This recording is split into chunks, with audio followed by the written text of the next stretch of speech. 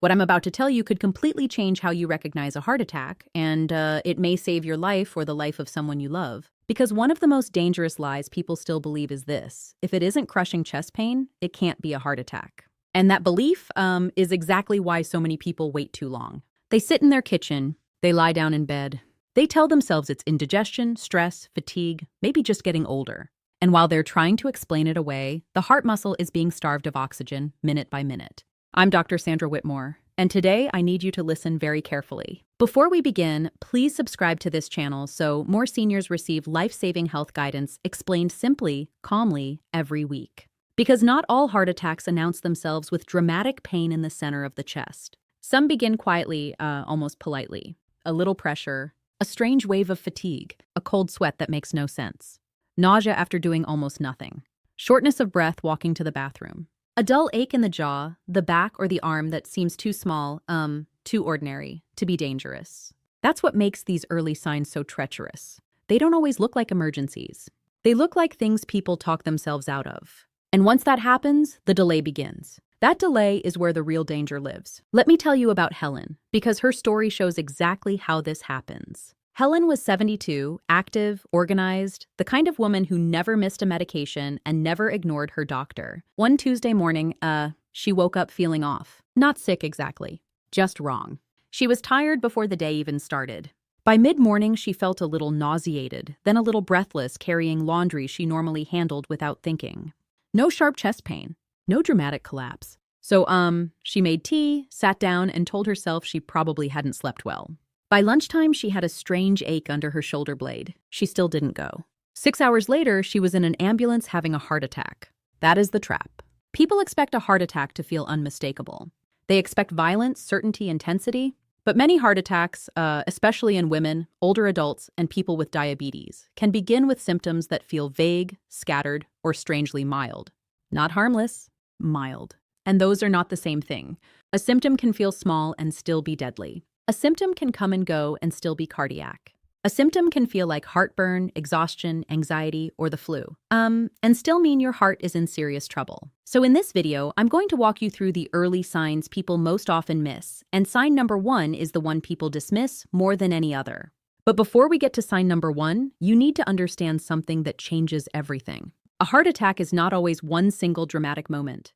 Sometimes it builds. Sometimes the artery narrows and the body starts sending warnings hours, days, or even weeks beforehand, through symptoms that wax and wane. You feel something, then it eases. You think, well, if it were serious, it wouldn't have gone away. That assumption is one of the most dangerous assumptions in medicine, because temporary relief does not always mean safety. Sometimes it means the warning window is still open. And if you recognize these signs early enough, you may get help before devastating heart damage occurs. Let's start with sign number 8, because this one gets ignored constantly. Unusual fatigue. Not ordinary tiredness. Not I had a busy day. I'm talking about that heavy, unnatural exhaustion that feels out of proportion to what you've done. The kind where climbing one flight of stairs feels ridiculous, because you know it shouldn't be hard. The kind where you sit down halfway through a routine task and think, why am I so drained? Many people brush this off as age, poor sleep, stress, or weather. But when the heart isn't getting enough blood flow, the entire body can feel it. Energy drops. Strength drops. The system begins to struggle quietly before pain ever arrives. I remember a man named Robert, 69, who told me the first symptom of his heart attack wasn't pain at all. It was that he suddenly couldn't finish watering the yard. This was a man who did outdoor chores every day. But on that morning, he felt wrung out after 10 minutes. He sat down, got annoyed with himself, and figured he was just having an off day. Then later, he needed to rest after taking a shower. That was so unusual for him that his wife noticed. By evening, he felt nauseated and clammy. He finally went to the ER and, yes, he was having a heart attack. His body had been waving a flag for hours, but fatigue didn't look dangerous enough. Here's why that matters. When the heart muscle struggles for blood supply, it can't pump as efficiently. The body compensates. Breathing may change. Muscles may get less oxygen-rich blood than they're used to. Everyday effort starts to feel bigger than it should. And because fatigue is such a common symptom in normal life, people explain it away with incredible speed. But if fatigue is sudden, unusual, out of character, or paired with nausea, sweating, breathlessness, dizziness, or pressure anywhere in the upper body, don't dismiss it. That combination deserves immediate respect, especially if your body feels different in a way you can't quite explain. Your heart does not always shout first. Sometimes it whispers. Now, sign number 7, and this one is shortness of breath. Not the kind you get after climbing a hill fast. I mean breathlessness that appears with usual activity, or even at rest, and makes you feel as though your body cannot settle into a normal rhythm. Some people describe it as not being able to get a satisfying breath. Others say they feel winded walking across a room, or suddenly need to stop and recover after something simple. And here's what makes this symptom so deceptive. People often blame the lungs. Allergies, asthma, a cold, humidity, age, weight, anxiety. But the heart and lungs are partners, and when the heart struggles, breathing often changes before chest pain becomes obvious. There was a patient I once saw who said the weirdest part was that she felt more short of breath lying down than standing up. She was 74, and for 2 days she kept propping herself up with pillows at night, because she felt uncomfortable flat on her back. She told herself it was congestion. Then she noticed she had to pause halfway from the kitchen to the den. No real chest pain, just breathing that no longer felt normal. Her daughter insisted on taking her in, and that insistence probably saved her heart muscle. Because, by the time she was evaluated, the tests confirmed an active cardiac event. Her main complaint had been breathlessness, not pain. That happens more often than people realize. And this is where people lose precious time. They wait for the symptom to become dramatic. They tell themselves, if I were really having a heart attack, I wouldn't be able to talk. That is simply not true. You can still be walking, talking, and making excuses while your heart is in danger. So if shortness of breath is new, unexplained, or suddenly worse than your normal baseline, and especially if it appears with fatigue, nausea, cold sweat, chest pressure, or upper body discomfort, treat it seriously. Do not wait for it to become unbearable. And do not let anybody tell you it's probably nothing if your body is clearly saying something has changed. Changed breathing is often one of the earliest clues. Sign number 6 is nausea, indigestion, or that strange upper stomach discomfort people almost never associate with the heart. And this is one of the biggest reasons heart attacks get missed at home. Because if your chest isn't hurting, but your stomach feels unsettled, you're much more likely to reach for antacids than emergency help. Some people feel queasy. Some feel bloated. Some describe burning in the chest or upper belly and assume it must be reflux. Others feel like food is just sitting there. And if the discomfort comes after a meal, the wrong explanation becomes even easier. But heart-related symptoms can absolutely mimic indigestion. That's why this sign is so dangerous. Let me tell you about June, because her story is painfully common. June was 67 and had what she described as the worst indigestion of my life, after dinner one night. She felt pressure high in the stomach, some nausea, and this odd heat moving into her chest. She walked around, sipped water, waited, and then tried to go to bed. But she couldn't get comfortable. She began sweating, which frightened her, but she still thought maybe it was food poisoning or acid reflux. Her husband wanted to call for help. She said no. 2 hours later, she was vomiting and weak, and only then did they go. It was not indigestion. It was a heart attack that had been disguising itself expertly. The reason this matters is that the heart shares nerve pathways with other areas of the body, so the brain doesn't always localize distress perfectly. That's why cardiac pain or discomfort can show up as pressure in the chest, the upper belly, the jaw, the neck, or the back.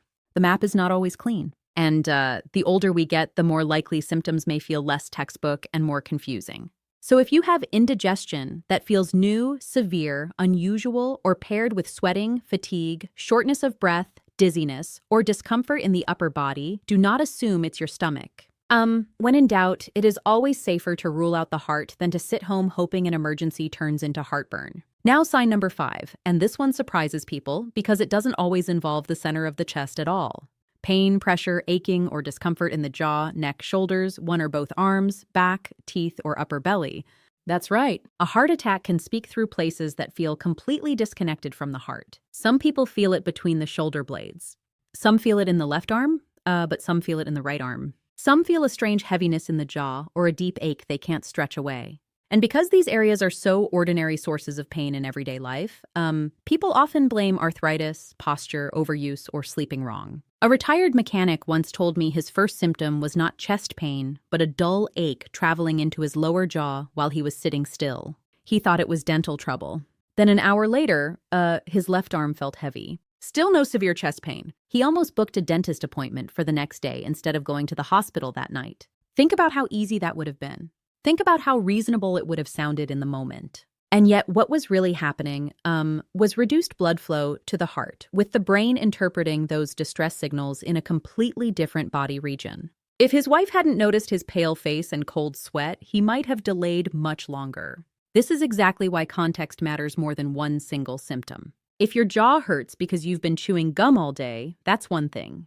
But if you suddenly get jaw discomfort plus nausea, fatigue, breathlessness, sweating, or a weird sense of pressure in the upper body, that is a very different picture. Same with arm pain. Same with back pain. Same with neck pain. The body doesn't always package cardiac danger neatly for you. Sometimes it scatters the clues and expects you to connect them. That's why I always tell people, stop asking, is this how a heart attack is supposed to feel?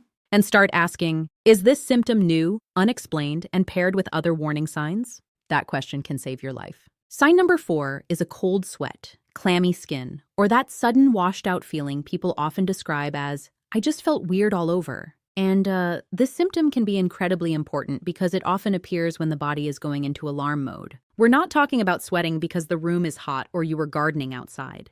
We're talking about sweating that shows up out of proportion to what you're doing. You're sitting down, you're moving slowly, you're resting, and yet you break into a sweat as if your body knows something is terribly wrong. Sometimes it comes with nausea, sometimes with chest pressure, sometimes with dizziness, and sometimes people ignore it because it feels too vague to be dangerous. I'll never forget hearing a patient say, "It felt like all the color drained out of me." That description is so revealing. He said he became clammy and pale while standing at the sink, and his wife immediately noticed his shirt collar was damp. He insisted he was fine. He said maybe his blood sugar was low, maybe he stood up too fast, maybe he just needed to sit. But while he sat there, he also felt a heaviness in his chest and a strange wave of nausea. That combination is not something to explain away. The body often responds to a heart attack with a stress reaction. Adrenaline rises. The nervous system reacts. Sweat appears. The person feels suddenly, unmistakably, not right. If you break out in a cold sweat with no clear reason, especially alongside pressure, breathlessness, weakness, nausea, or upper body discomfort, do not treat that as a minor event. Too many people do. They go change clothes. They lie down. They wait for more proof. But heart emergencies do not owe you a dramatic movie scene. They do not owe you certainty. And waiting for certainty is often how people lose the chance to protect heart muscle. The moment your body feels acutely wrong in a new and unexplained way, you should stop normal activity and think cardiac until proven otherwise. That simple mental shift can get you help earlier than most people ever seek it. Sign number 3 is dizziness, lightheadedness, sudden weakness, or the sensation that you might faint. And while yes, these symptoms can happen for many harmless reasons, they can also happen when the heart is not pumping effectively enough to maintain the circulation your brain and body need. People describe this in different ways. I felt floaty. I felt like the floor moved. I got weak all of a sudden. I thought I might pass out. None of those phrases sounds like a classic heart attack line, which is exactly why this symptom gets missed. It doesn't fit the stereotype, so people push it aside, especially if they're also a little dehydrated, a little hungry, or a little stressed. One woman told me she thought she was having a panic attack because she became shaky, lightheaded, sweaty, and uneasy all at once. She sat in her car for 15 minutes hoping it would pass. Then she developed nausea and discomfort in her upper back, but still no crushing chest pain. She nearly drove herself home instead of calling for help. When she was finally evaluated, the diagnosis was a heart attack in progress. That story matters because dizziness alone is not enough to diagnose anything. But dizziness with other red flags, especially when it is sudden, unusual, and not explained by a clear cause, must never be brushed off casually. The body is often giving you a cluster, not a single clue. Now, sign number 2, and this one may be the most misunderstood early warning sign of all, symptoms that come and go. People assume that if a symptom improves, the threat is over. That logic feels natural, but it is medically dangerous. Some heart attacks begin with episodes, a wave of discomfort, then relief. Then another episode later, maybe more fatigue, then a quiet period, then more pressure. Because the symptom is intermittent, people feel reassured by the gaps. They say, well, if it were serious, it would stay. But intermittent symptoms can be exactly what makes a heart event harder to recognize. The danger is not only in severe, nonstop pain. The danger can also hide in a pattern that flickers. A man named Daniel once told me he had 3 separate false alarms in one day. Morning pressure in the chest that lasted 7 minutes. Afternoon shortness of breath while walking that resolved after rest. Evening nausea and arm heaviness that also seemed to ease. By the time the fourth wave hit, he was finally frightened enough to seek help. He believed the earlier episodes couldn't have been serious because they disappeared. But those earlier episodes were not proof of safety. They were warning signals. And if he had understood that a heart attack can start slowly or come in waves, he might have gotten treatment hours earlier. The lesson is simple and critical. Relief is not always resolution. Sometimes it is just a pause. So if you have repeated episodes of chest pressure, upper body discomfort, nausea, shortness of breath, or unusual fatigue that keep returning, do not reward yourself with false reassurance every time the symptom softens. Repeating symptoms are information. They mean the story is not over. They mean your body is still trying to get your attention. And that is especially true if the episodes are happening at rest, with less activity than usual, or in a way that is completely out of character for your normal health. The heart often gives people a chance to respond before the situation becomes catastrophic. But only if the person understands that comes and goes is not the same thing as nothing serious. And now we arrive at sign number 1, the early sign people miss most because it doesn't feel like what they were taught to fear. Mild chest discomfort that is not really pain. Pressure. Fullness, tightness, heaviness, burning, squeezing, an odd sensation in the center of the chest or upper chest that feels too subtle, too manageable to count as a heart attack. This is the symptom that gets translated into harmless language. It's just a little pressure. It's just a weird fullness. It's just gas. It's just stress. But many people having a heart attack never use the word pain. They use words like uncomfortable, strange, heavy, hot, tight, or annoying. And that difference in language can cost them precious time. Let me be very clear. A heart attack does not need to be dramatic to be real. The discomfort may be mild. It may build slowly. It may feel like something sitting on the chest rather than stabbing through it. It may spread. It may not. It may show up with shortness of breath or nausea instead of severe pain. And because people are waiting for the Hollywood version, they overlook the real one happening in their own body. That is why this sign is number 1. Not because it is always the strongest, because it is most often misnamed. And once a person calls cardiac discomfort indigestion, stress, or tight muscles, the clock starts running while they stay home trying to outwait an emergency. There was a gentleman in his 70s who described his heart attack as a book pressing lightly against my chest. Think about that description. Not a knife, not an explosion. A book, a manageable, almost boring sensation. He almost ignored it entirely because it seemed too small, too civilized to be dangerous. But as the hour went on, he became a little sweaty, a little breathless, and a little pale. The chest pressure was still not severe. Yet the tests later showed a major cardiac event. That is why I need you to hear this. If your chest feels newly tight, heavy, full, burning, or squeezed, especially with any other symptom we've discussed, you must stop minimizing it just because it doesn't feel dramatic enough. Now, who is most likely to have these quieter or more confusing symptoms? Women, older adults, people living with diabetes. But that does not mean men are exempt, because they are not. It means the stereotype is less reliable in those groups. Older adults in particular may present with less obvious chest pain and more fatigue, weakness, confusion, nausea, or breathlessness. Women may have chest discomfort too, of course, but are also more likely to describe symptoms like unusual fatigue, back pain, nausea, or a vague sense of unease. And people with diabetes may have blunted pain perception, which can make the event feel less dramatic than expected. The lesson is not who to worry about less. The lesson is who to stop underestimating. Early action can make. A woman in her late 60s felt unusual fatigue, nausea, and a pressure in her chest that she described as not pain, just wrong. She had watched a video like this before, and because of that, she recognized the pattern instead of waiting for a more dramatic symptom. She called for help early. She got treatment early. The damage to her heart was limited, and her recovery was dramatically better than it might have been if she had spent the night trying to sleep it off. That is what makes knowledge powerful. Not because it removes fear, because it replaces hesitation with action. And in heart emergencies, that exchange can change the entire outcome. Now, let me tell you the other side, because you need both truths. I have seen people delay because the pain was only in the jaw, because the fatigue was probably age, because the nausea was probably dinner, because the pressure came and went, so it couldn't be serious. And by the time they arrived, the event had progressed far beyond where it might have been intercepted.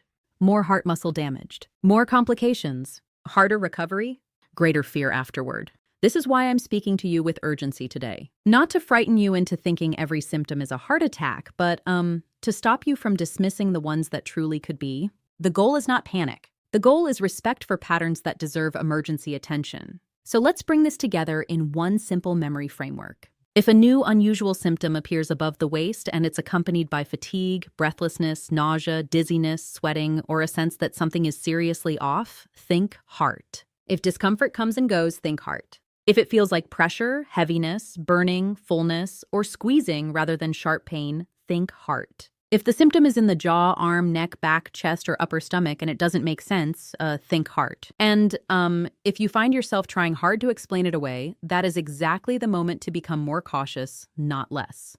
Your explanations are not evidence. They are only guesses made under stress. I also want to say something directly to those of you who live alone, because this matters deeply. If you are by yourself and symptoms begin, do not talk yourself into waiting just because no one is there to see it. Call. Unlock the door if you can do so safely. Keep your phone near you. Sit somewhere accessible. Do not go upstairs to lie down. Do not take a shower hoping to feel better. Do not decide you'll recheck in an hour. You are not being dramatic by taking action.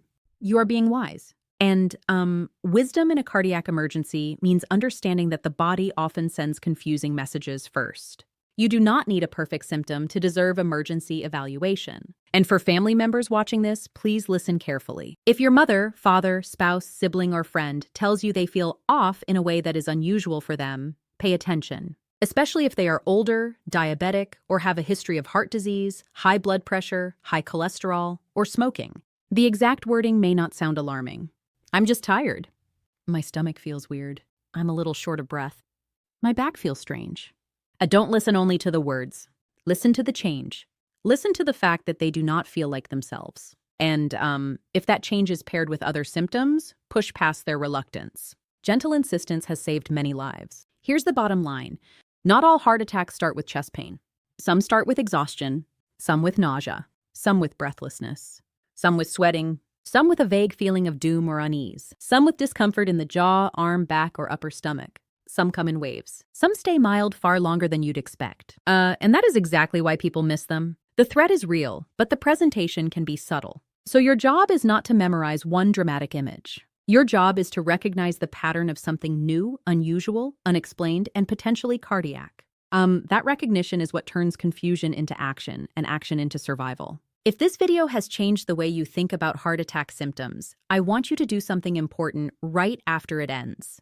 Share it with the people you love. Send it to your spouse, your parents, your adult children, your neighbors, your church friends, anyone who still believes a heart attack has to start with crushing chest pain, because that old belief is dangerous. And the more people who understand these quieter warning signs, the more lives can be protected before irreversible damage is done. Subscribe to this channel if you want more clear, calm, life-saving medical guidance explained in plain English. And please remember this. When the body whispers, you do not wait for it to scream. Take care of yourself, listen to your body, and I'll see you in the next video.